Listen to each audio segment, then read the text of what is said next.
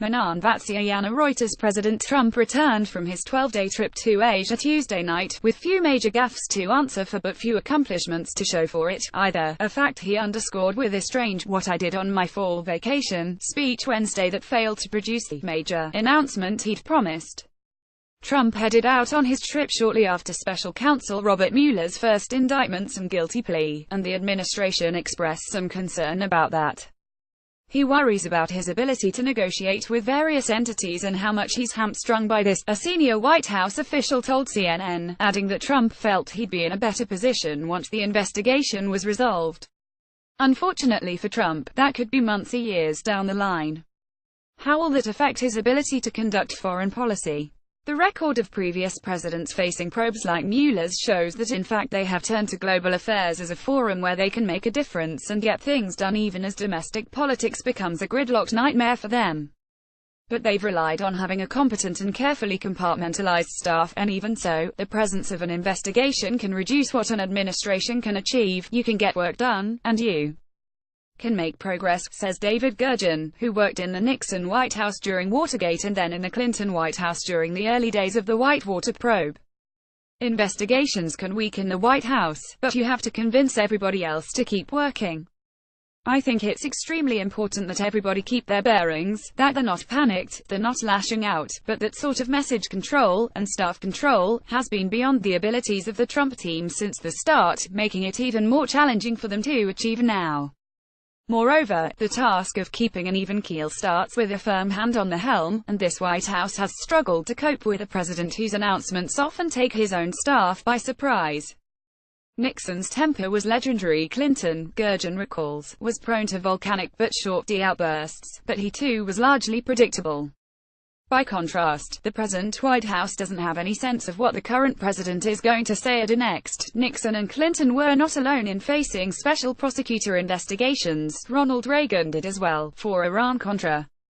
But that case is perhaps less useful as an analog.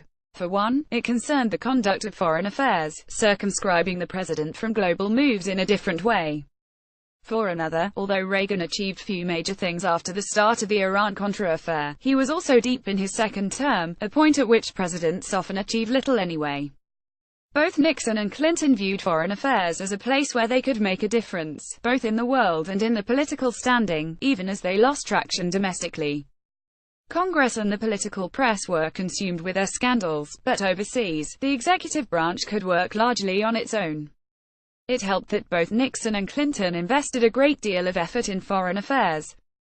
Nixon was the most traveled president up to that time, setting the precedent for the frequent flying commander-in-chief, and had built genuine relationships with many of his counterparts abroad. In August 1973, a New York Times survey of foreign leaders found that, although foreign leaders and public figures now seem to take the Watergate scandal more seriously than they did a few months ago, the affair has not so far cut deeply into their widespread support for Mr.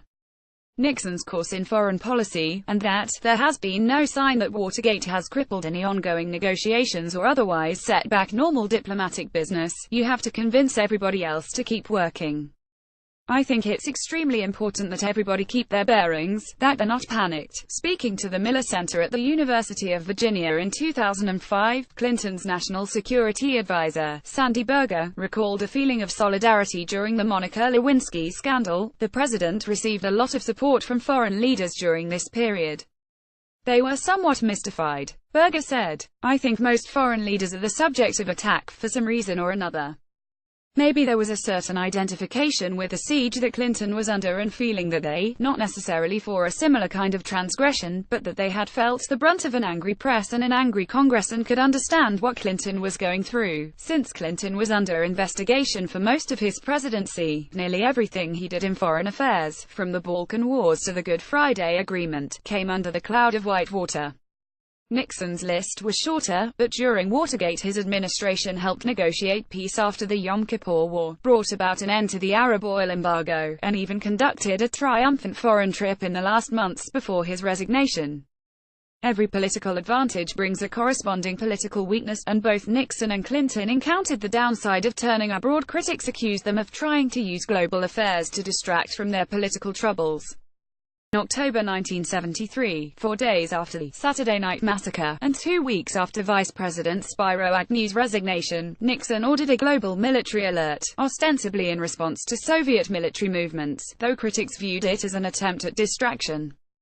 In August 1998, when Clinton ordered anti-terror airstrikes in Sudan and Afghanistan, many observers compared it to the plot of the 1997 movie Wag the Dog and claimed they were misdirected, something Clinton and his aides have always denied. People ask me how the Lewinsky thing affected me in foreign policy. It didn't at all, former Secretary of State Madeleine Albright told the Miller Center in 2006. Except for people thinking that responding to the embassy bombings was wag the dog, both Nixon and Clinton benefited from the ability to delegate, which created some separation between the scandals and their international relations, and strong staff work. As early as April 1973, Nixon was complaining about how much time Watergate consumed. "Well, I'll hear about it a lot, but I've got to run the country," he said, in a conversation captured by his infamous taping system. After H.R. Haldeman's resignation, Nixon hired General Al Haig to be his chief of staff, and Haig is credited with bringing order to the White House.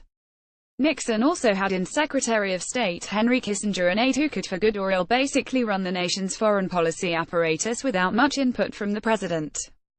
While Kissinger attributed many decisions to the president, Stephen Stathis of the Congressional Research Service wrote that few observers believed that anyone other than Kissinger was running the show. Albright reported that Clinton, in contrast, remained heavily involved in foreign affairs issues, even at the height of his impeachment, and was able to compartmentalize his presidential work from his legal troubles. "I think that some of the domestic staff probably had times when he would scream at them and stuff," she told the Miller Center. "I never had that. I saw him a lot, but I didn't go in there every single day because I was on the road." Even so, these diplomats found that domestic scandals did sometimes disadvantage them. Kissinger later admitted that in the closing months of Nixon's presidency, foreign leaders were wary of making agreements with the U.S. They could see that Nixon was likely headed for either conviction or resignation, making him a lame duck. Every negotiation was getting more and more difficult because it involved the question of whether we could carry out what we were negotiating. Every negotiation was getting more and more difficult because it involved the question of whether we could, in fact, carry out what we were negotiating, Kissinger said. Secondly, we were not in a position to press matters that might involve serious domestic disputes. This was felt particularly in the strategic arms limitations talks too, where Kissinger said the U.S. negotiating position was undercut. A treaty was eventually signed, in 1979, but never entered effect, because the U.S. pulled out following the Soviet invasion of Afghanistan. If Trump wishes to emulate the successes of his predecessors, he has his work cut out for him. First, while Trump's White House shares some of the same weaknesses that plagued both Nixon and Clinton's West Wings, chaos, backstabbing, factionalism, the current administration has taken these tendencies to new levels. Trump struggled to get much done even before the Mueller probe, though he has been dealing with implications of the Russia matter since he took office. Gurgin said the current White House chief of staff was making strides, comparing him to Haig, the John Kelly of his time, but the West Wing remains in a state of nearly constant turnover. Investigations often breed greater paranoia and paralysis among administration staff who are worried about legal liability. Unlike Nixon and Clinton, Trump doesn't seem to have strong rapport with foreign leaders. He has gotten along well with France's Emmanuel Macron, Japan's Shinzo Abe, and Canada's Justin Trudeau, but has not yet forged close, ongoing relationships with them. All three have material differences with him on matters of policy. He has not fared as well with Theresa May, who as British Prime Minister leads America's closest ally, and his relations with German Chancellor Angela Merkel have been downright icy.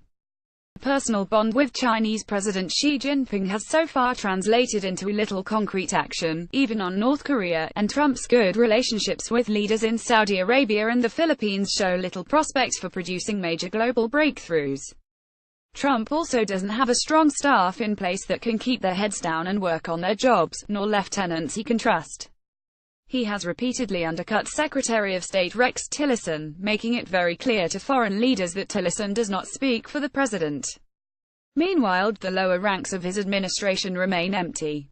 This is especially true at the State Department, and when Laura Ingraham asked Trump about it earlier this month, he was dismissive. "Let me tell you, the one that matters is me," he said. I'm the only one that matters, because when it comes to it, that's what the policy is going to be. You've seen that. You've seen it strongly. The disinclination to delegate dates back to his business days, when he could work with a lean staff and still get a great deal done, though as his struggles in office indicate, the presidency doesn't work that way. While the Mueller probe certainly doesn't help, the failure to pick and to empower aides may hamstring Trump's foreign policy more than any investigation ever could.